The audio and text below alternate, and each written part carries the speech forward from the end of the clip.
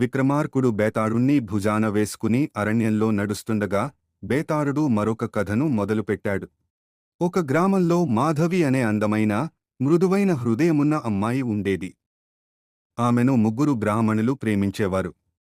వారి పేర్లు సోమశర్మ భక్తిశీలి, వేదశర్మ విద్యావంతుడు, ధనశర్మ ధైర్యవంతుడు. ఒకరోజు దొంగల దాడిలో మాధవి అనుకోకుండా మరణించింది. ముగ్గురూ ఆమె కోసం బాధపడ్డారు.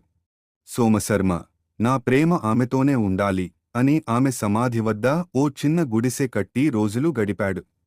వేదశర్మ మాధవిని ఎలా బ్రతికించాలా అని శాస్త్రాలు చదివి మంత్ర గ్రంథాలను అధ్యయనం చేశాడు.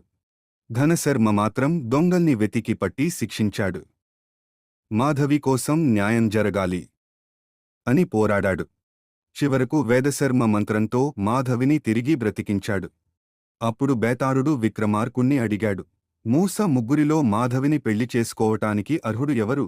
విక్రమార్కుడు చెప్పాడు, ప్రాణం ఉన్నంతకాలం మాధవిని విడిచిపెట్టని సోమశర్మ నిజమైన ప్రేమ చూపించాడు.